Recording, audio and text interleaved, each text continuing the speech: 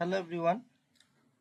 आज जो वीडियो प्रस्तुत करने जा रहा हूँ वो रिसेंटली एक पेपर पब्लिश्ड हुआ है जो कि proceedings of Indian national academy of science physical science section में पब्लिश किया है। वो बहुत इंटरेस्टिंग टॉपिक है बिकॉज यूनिक वे में first time crosstalk tilting angle भी मेजर किया गया है एंड जो कि पीयर रिव्यूड जर्नल है, वेल रिकॉग्नाइज्ड स्प्रिंजर के द्वारा छपते हैं। तो उसमें एक्सेप्ट हुआ है and it is available online. उसके बारे में थोड़ा डिस्कस करेंगे। तो ये कम से कम 6-7 साल का काम था, एक दिन का काम नहीं है। इंटायर धारवाड़ पैटर्न को कवर किया गया है, specially eastern Dharwad pattern of course. तो from north to south different time में, जब भी टाइम मिला, जब भी अपना खुद का एक्सपेंसेस में भी मैं खुद गया अपना पर्सनल इंटरेस्ट से, जितना हो सके एवरी टाइम छोटा छोटा छोटा छोटा इंक्रीमेंटली कलेक्ट किया डेटा। दिन के दिन बहुत दिन टाइम लगा, फिर अकॉर्डिंगली काम करते करते करते करते फील्ड डेटा बहुत कलेक्ट किया। Of course field data main important है यहाँ पे। फील्ड ट्रैवर्स काफ़ी मेहनत लगा, वॉकिंग कर करके पूरा north to south Dharwar pattern को कवर किया, ईस्टर्न धारवाड़ पैटर्न को। ठीक है, इसमें क्या अच्छा काम हुआ, नॉर्थ से साउथ प्रोग्रेसिवली जाने से क्या क्या चेंजेस आता है वो पता चला। ग्रेनाइट जो रॉक है, plutonic granitoids actually total group बोलने से, स्पेशली ग्रेनाइट मतलब क्या होता है, वो archean and proterozoic boundary 2.5 billion years के आसपास में मेन ग्रेनाइट आना स्टार्ट हुआ, जिसमें पोटास फेल्सपार ज्यादा रहता है। वायरस ईटीजी टोनालाइट ट्रांजिमाइट गैनोडायराइट, वो क्या होता है, वो बहुत थोड़ा पुराना रॉक होता है ना, 2.8 2.9 3 बिलियन ईयर्स उस समय, या फिर उससे भी पुराना टाइम पे टीटीजी बहुत मिलता है ना। टीटीजी में टोनालाइट ट्रांजिमाइट गैनोडाइट, तो ओवरऑल ये ग्रेनिटोइड ग्रुप में आता है। अब तो क्यूएपीएफ डायग्राम आईयूजीएस तो जानते हो। Granitoid comprises of alkali feldspar granite, granite, granodiorite, tonalite. So granodiorite और टोनालाइट का बीच में ट्रांजिमाइट आता है, तो इसीलिए टोनालाइट ट्रांजिमाइट ग्रेनोडायराइट बोला जाता है, जो कि प्लाजियोक्लेस फेल्सपार रहता है। क्वार्ट्ज तो रहेगा ही, 20 to 60% क्वार्ट्ज रहने से ही ग्रेनिटोइड बोलोगे, है ना। लेकिन एल्कली फेल्सपार ज्यादा स्टार्ट हुआ आना आर्कियन के लेट फेज में। उसका कारण है पोटासियम। क्या है, पोटास फेल्सपार होने से पोटासियम है, लार्जर लिथोफाइल थोड़ा बड़ा आयोनिक रेडियाई होता है, उसका अलग स्टोरी है, उसमें मैं अभी नहीं घुसूंगा। सो ये पेपर इंटरेस्टिंग क्यों है, मैं एक एक करके धीरे धीरे शेयर करूँ। कुछ कुछ प्रॉब्लम है, वो साइंटिफिक इशू है, सब चीज डिस्कस करेंगे। ठीक है, तो ये overall summary, overview, scientific issue, geology method, सब कुछ करेंगे। ये है मैप एरिया। देखो, ये टॉपिक इंटरेस्टिंग इसीलिए है, आप जब जितना नॉर्थ से साउथ की तरफ जाओगे ना, धीरे धीरे ग्रेनाइट का कैरेक्टर चेंज होता है। इधर एपीजोन ग्रेनाइटिक कैरेक्टर रहता है, इसमें मेसोजोन मिडिल पार्ट में, ये जो डैश्ड लाइन है ना दो साइड में, ये नॉर्दर्न मोस्ट डैश्ड लाइन का जो है, north east west dashed line जा रहा है, ये और एक डैश्ड लाइन जा रहा है। तो ये जो जोन है ये मेसोजोन है, इसका नॉर्थ में एपीजोन, इसका साउथ में कैटाजोन।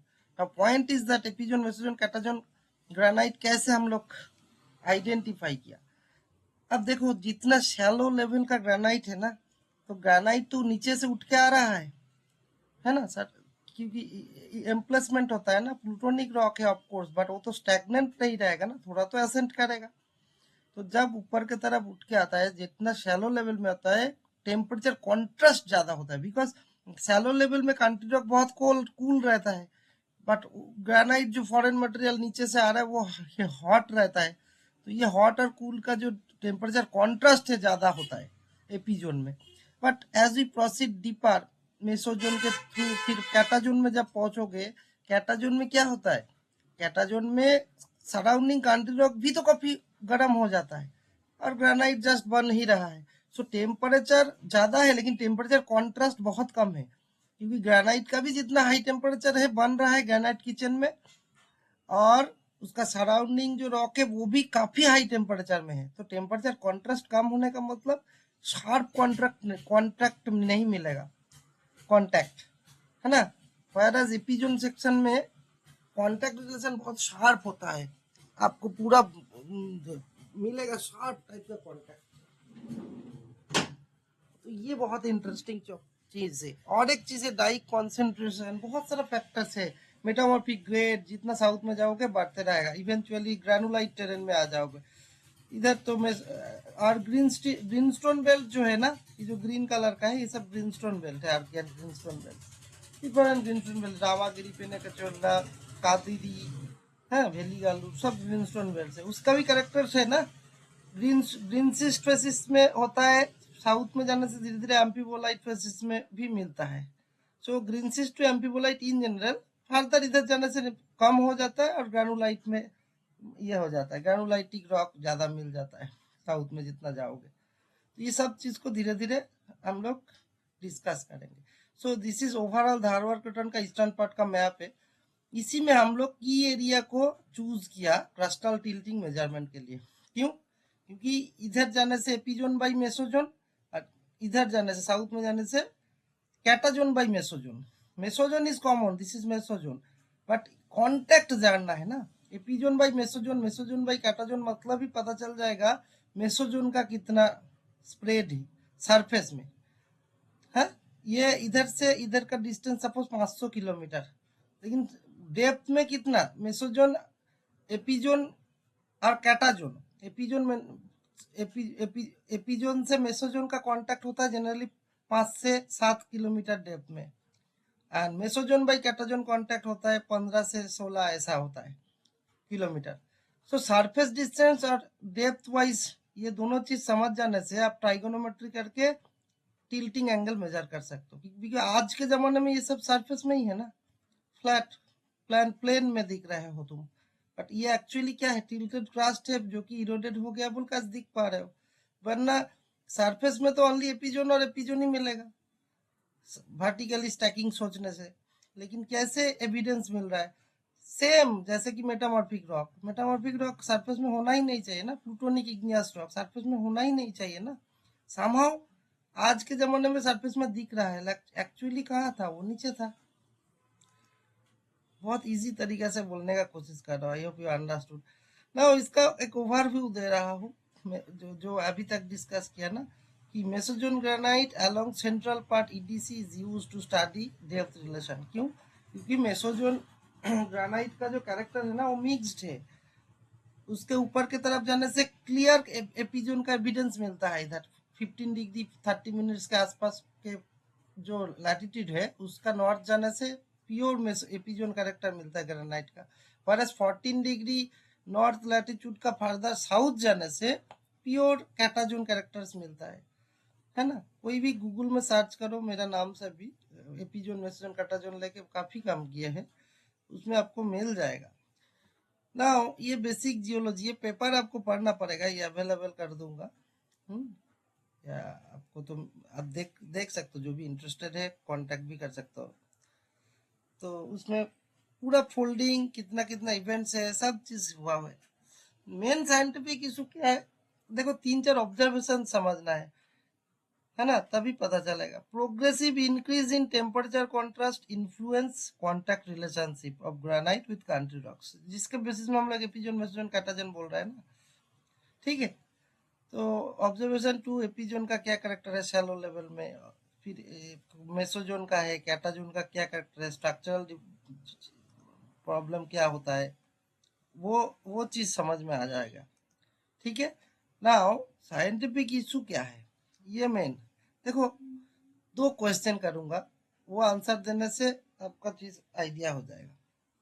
What is the source of sediment in Bhima and Kaladgi basin at the northern tip of Dharwar Keton?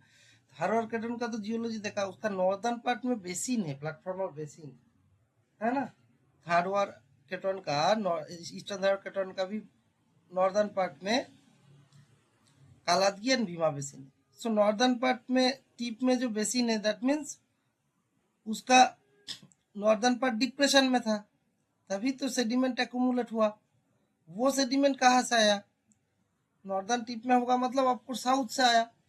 So क्रास्ट north में टिल्ट हुआ, southern part that means uplift हुआ। अपलिफ्ट होने से नेचर क्या करेगा, ऊंचा जगह से इरोड करके मटेरियल को नॉर्थ के तरफ फ्लो करके डिपॉजिट कराएगा, है ना।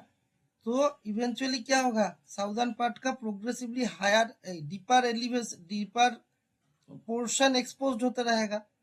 सो as you move from north toward south, आपको हायर ग्रेड ऑफ मेटामॉर्फिज्म मिलेगा, because deeper and deeper part धीरे धीरे एक्सपोज होगा। एंड नॉर्दर्न टिप में तो दैट इज डिप्रेस्ड पार्ट, यही साउदर्न पार्ट में जो इरोडेड मटेरियल आ रहा है वो फिल कर रहा है, ताकि अल्टीमेटली समानता मिले। यही तो जियोलॉजी है ना, इक्वल एलिवेशन अचीव करने तक डिफरेंस को हमेशा वो घटाएगा। And that is the reason why metamorphic grade increase toward south, because southern part में जितना साउथ में जाओगे वो डीपर पार्ट है एक्चुअली क्रास्ट का, क्योंकि नॉर्दर्न टिल्टिंग होने के वजह से क्या होगा, साउदर्न पार्ट ऊपर की तरफ आने का प्रयास करेगा, ऊपर आने आते आते क्या होगा, इरोडेड होते होते एक्सपोज होते रहेगा। इसका पूरा स्कीमेटिक डायग्राम में सब कुछ है। फिलहाल और एक इम्पोर्टेंट चीज है, देखो धारवाड़ पैटर्न का नॉर्थ टू साउथ अगर देखोगे भी, एक स्मॉल एरिया देखने से भी आपको पता चलेगा कि काडापाविसिन के एडजेसेंट में नॉर्दर्न पार्ट में और साउदर्न पार्ट में देखो इसका डिस्टेंस ही कम से कम 350 किलोमीटर होगा, 400 किलोमीटर होगा। ये जगह पे डाइक का कॉन्सेंट्रेशन बहुत कम होता है कॉम्पेयर टू साउदर्न पार्ट, बहुत ज्यादा हो जाता है साउदर्न में। देखो हम लोग पूरा लिटरली एकदम मेजर भी किया कितना होता है, 296 किलोमीटर बाई 134 किलोमीटर का दो नॉर्थ में एक ब्लॉक कंसीडर किया, साउथ में एक ब्लॉक कंसीडर किया। जैसे 36,046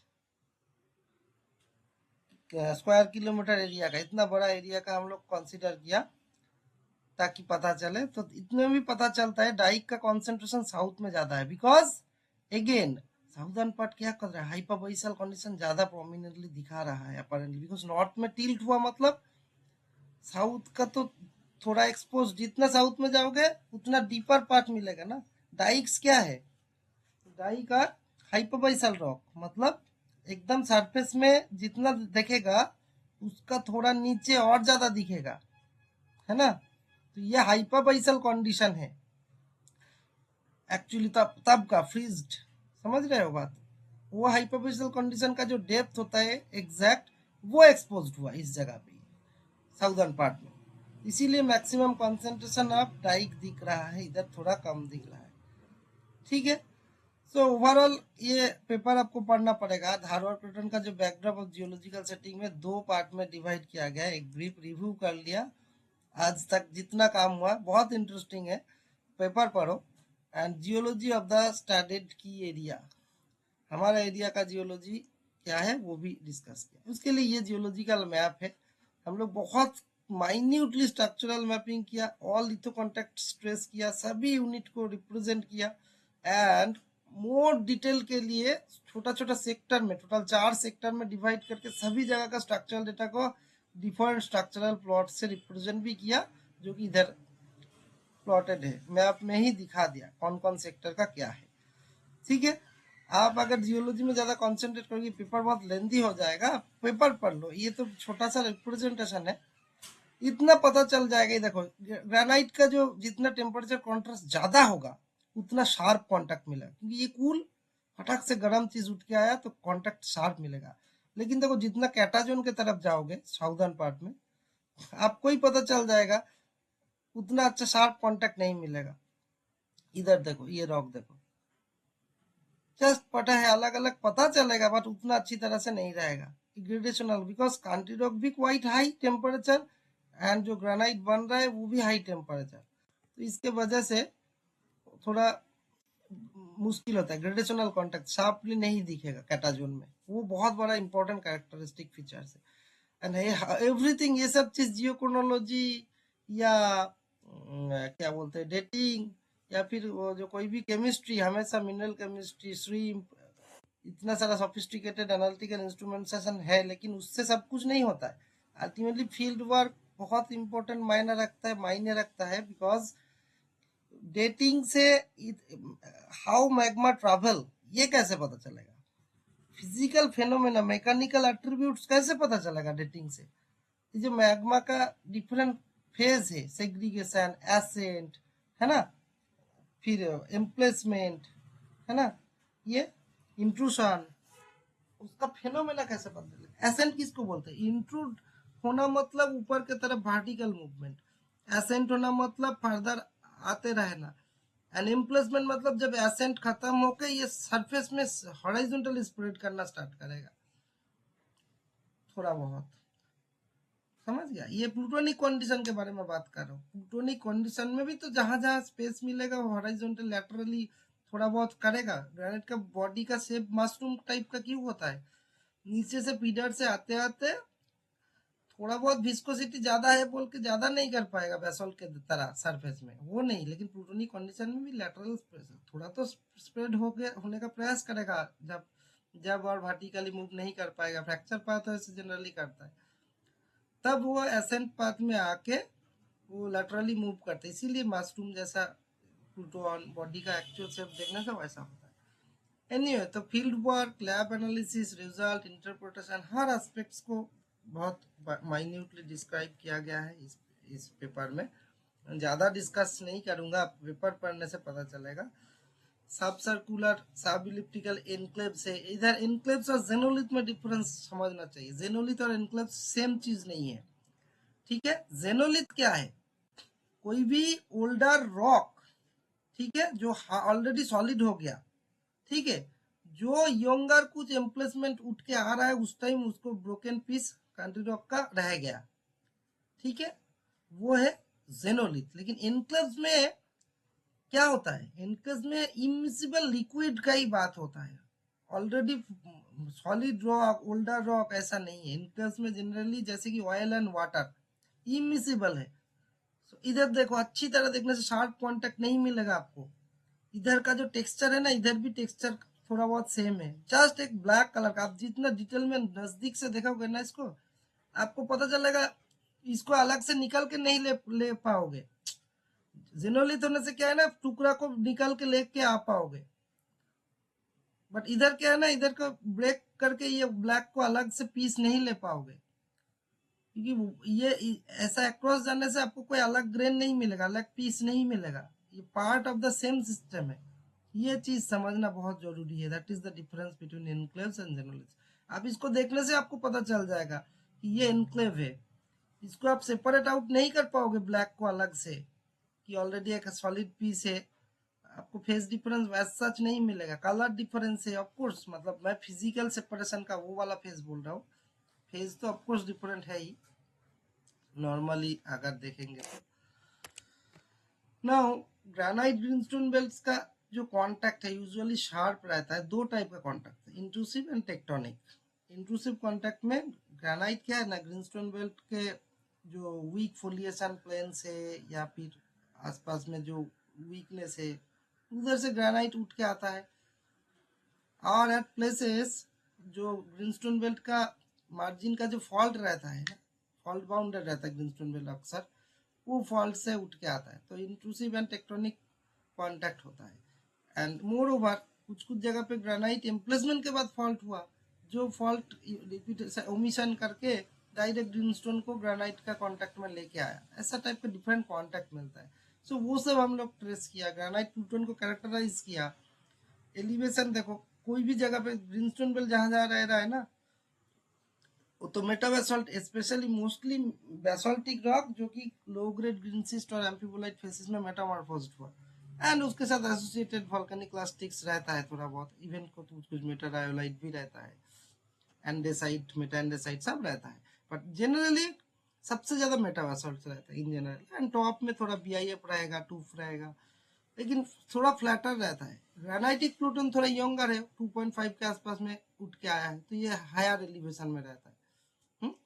इसके लिए डिटेल है, सिंपल प्लूटोन, कॉम्प्लेक्स प्लूटोन, अलग अलग रहता है। सिंपल प्लूटोन में एक ही सिंगल टाइप का रॉक प्रोमिनेंट रहता है ना।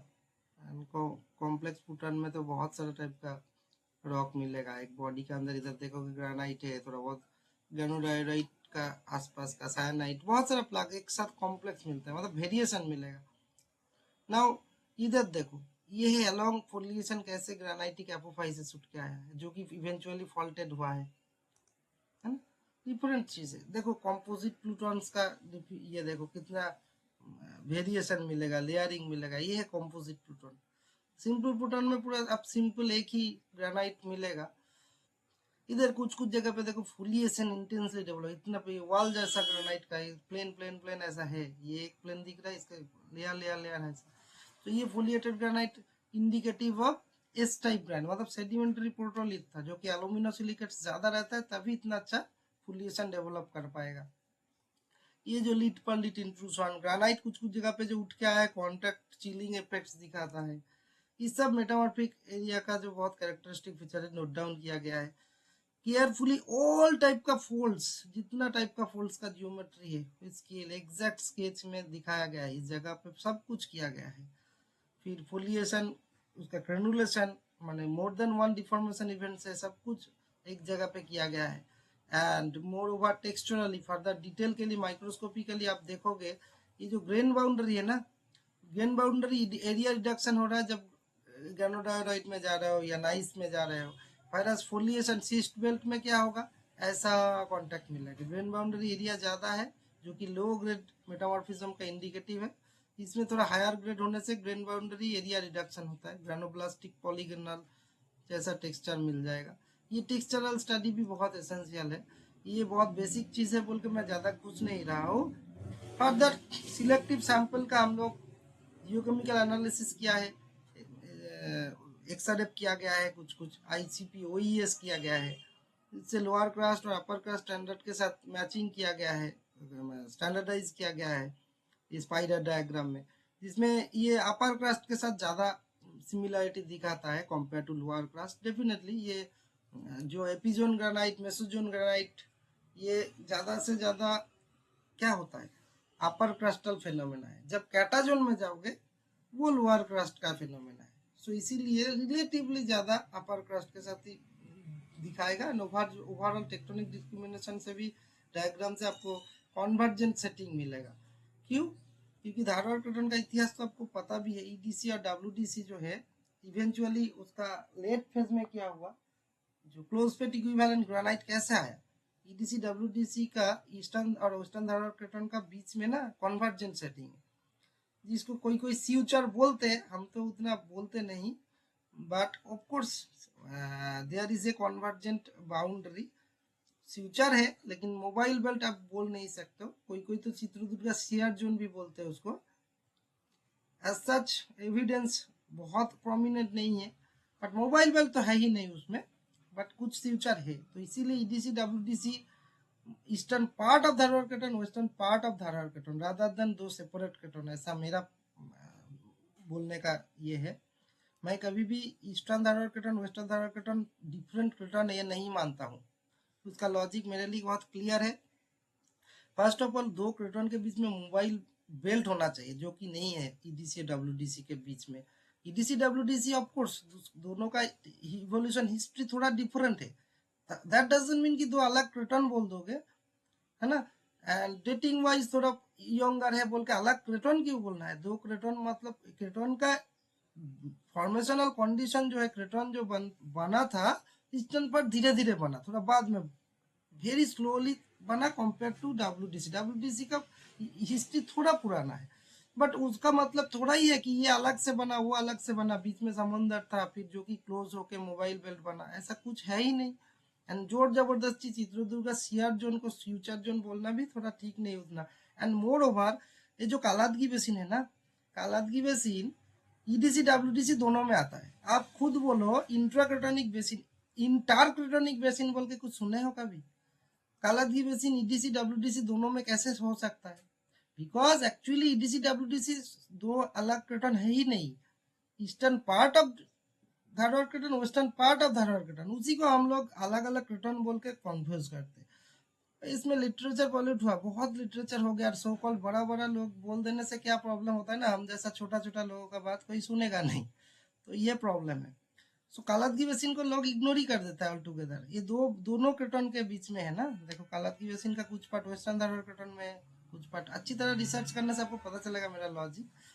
एंड मोर ओवर आप जो ईडीसी डब्ल्यूडीसी करते हो, उसका जो जो बेसिस दिए हो वो बेसिस इज नॉट सफिशिएंट अलग क्रेटन बोलने के लिए। सेम क्रेटन का ईस्टर्न पार्ट बोलने से क्या प्रॉब्लम क्या है, मैं समझ नहीं पाता हूँ।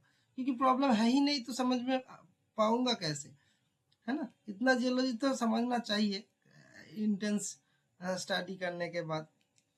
एंड ईस्टर्न धारवाड़ क्रेटन और वेस्टर्न धारवाड़ क्रेटन में कुछ कुछ डेटिंग के बेसिस में लोग पूरा अलग कर देता है, ये अलग क्रेटन है वो अलग क्रेटन है। ऐसा नहीं होना चाहिए। डेटिंग एक टूल है जो वो मटेरियल कब बना उसके बारे में है, तो उसका मतलब थोड़ा ही जियोडायनामिक्स को वो पूरा इंटरप्रेट कर देगा without any doubt. And more over dating का बीच में जो प्लस माइनस टाइम रहता है उसी में कितना इवेंट्स हो जाता है, रिजोल्यूशन का बारे में बात कर रहा हूँ। एंड मोर ओवर ये जो अभी बोला मैकेनिक्स, जैसे कि ग्रेनाइट कब एसेंट हुआ, कौन सा फेज में इंक्लूड हुआ, कब एम्प्लेसमेंट हुआ, सेग्रीगेशन कैसे हुआ, डेटिंग कैसे बोलेगा। डेटिंग जस्ट मटेरियल का डेट बोल देगा, पर वो मटेरियल किस कैसे बना, कितना पार्शियल मेल्टिंग कैसे हुआ, वो सब कुछ डेटिंग से होता नहीं। Of course dating is an important tool, but पागल जैसा हर चीज में डेटिंग डेटिंग डेटिंग, उसको छोड़ के पेपर बनेगा ही नहीं। ये थिंकिंग से बाहर आना बहुत जरूरी है, क्योंकि आजकल क्या हो रहा है, फील्ड को कोई वैल्यू ही नहीं है फील्ड वर्क का। लोग सोचता है फील्ड वर्क तो सब कुछ हो गया, वैसा करना ठीक नहीं है। एंड मोर ओवर जहां तक कॉन्वर्जेंट सेटिंग का सवाल है, कॉन्वर्जेंट सेटिंग मतलब ही फ्यूचर होगा, कौन बोला है। ओशियन ओशियन या कॉन्टिनेंट कॉन्टिनेंट कॉलिशन हो गया तो उसमें फ्यूचर जोन बीच में पूरा ये बनना पड़ेगा, मतलब ओफियोलाइट बनना पड़ेगा, ऐसा भी नॉट नेसेसरी। दो क्रेटन के बीच में ही ओनली ये होगा क्या, कॉन्टिनेंट कॉन्टिनेंटल कॉलिशन होने से दो क्रेटन ही चाहिए हमेशा। अच्छी तरह सोचने से पता चलेगा, बिकॉज बीच में हमको कोई कोई तो दूसरा क्या है, जो क्लोज प्लेट ग्रेनाइट वो भी लीनियर है, उसी को भी कोई कोई कांटेक्ट मानता है। अभी दो प्लेट के अंदर मोर ओवर ये आर्कियन का फेनोमेना है, प्लेट टेक्टोनिक्स आया नहीं था, बहुत सारा क्वेश्चन अनसॉल्व्ड है। इतना इजीली दो क्रेटन बोलना ठीक नहीं है, क्योंकि जो क्लोज प्लेट ग्रेनाइट है, ग्रेनाइट क्या है, काफी यंगर एकदम alkali feldspar rich rock granite है क्लोज प्लेट में, अच्छा अच्छा पोटास फेल्सपार मिलता है, तो वो नॉर्थ साउथ में है। तो वो अगर दो क्रेटन का बॉर्डर मानोगे, ग्रेनाइट तो प्योरली कॉन्टिनेंटल फेनोमेना है ना। सो ये चीज बहुत सोचने का बात है। ये सेम कॉन्टिनेंट का ही पार्ट है, जिसमें एक जस्ट कन्वर्जेंट सेटिंग में क्या हुआ, बहुत सारा फॉल्ट का सेगमेंट है जिसमें जो शेयर जोन बना है, नॉट फ्यूचर जोन, अगेन बोल रहा हूँ, ठीक है।